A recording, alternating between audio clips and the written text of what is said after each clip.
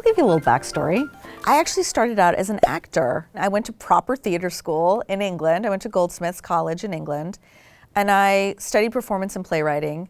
But I studied playwriting in that I read and dissected plays. I didn't study how to become a playwright, but I wrote a bunch of plays really for myself because I didn't see females reflected in theater the way I felt females should be portrayed. Then when I moved to Los Angeles, something interesting happened.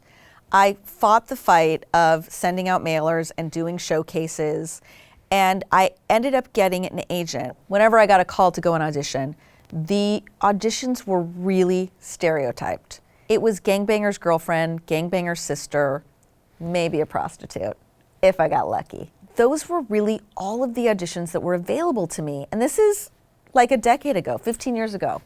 So I became really, really frustrated, and I would go and I would sit in the waiting rooms with, like, you know, if you're an actor, it's any audition is like cuter and less cute versions of you. And you're like, oh, here we are, we all pretty cute. Here we are doing this thing, and we're all talking, but then we have to go in there and do a voice and an accent, and it just was soul crushing.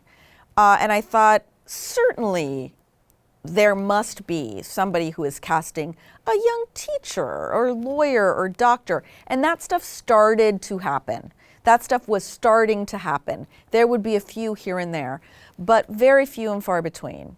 So I'm very impatient as a person, and I think that my deep desire and my lack of control as an actor made me realize that as a writer, every day I could write. Every day I couldn't act, but every day I could write. I had control over that. So I was going to write material for myself.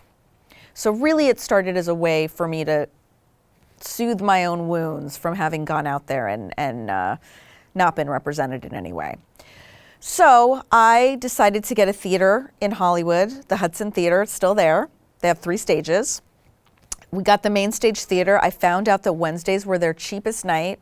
They had another set in there for their weekend show, but they were dark on Wednesdays. And so I could get the theater for a couple $100.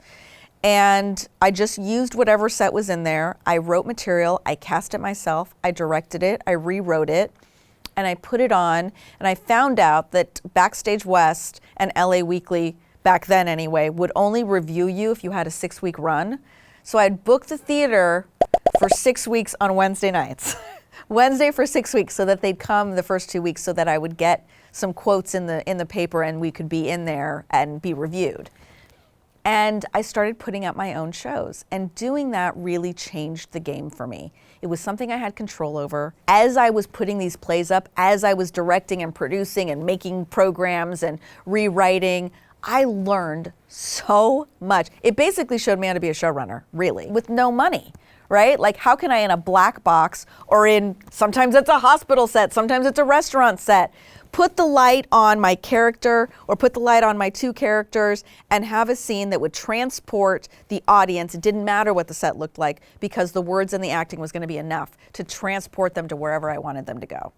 So that became an essential part of my journey. And I really put those on twice a year for a little while, and then once a year, and then I eventually started doing them for charity. And once one day at a time got picked up, I had to stop doing it because I was too busy. For me, that's also how I got my agent and my manager, because they came and saw that show.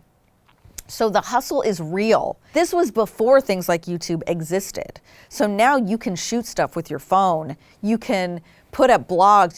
There's so many resources now that I didn't have at the time. So I just went with what I knew, which was theater. I knew that I could put up a play. I knew I could cast it and direct it and write it and be in it.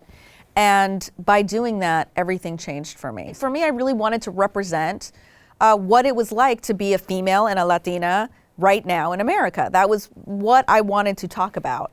And in doing so, I met so many incredible actors and directors and producers, and it was a game-changing event for me. Thank you so much for watching. It's not over here, you guys. You can still tweet me at EverythingGloria. I'm on Instagram, I'm on Twitter. I'm still available to you. So keep asking those questions, keep doing the work. Make sure to watch all of the other Hollywood 101 videos on Pero Like's YouTube channel. This is Gloria Calderon-Kellett. Good luck.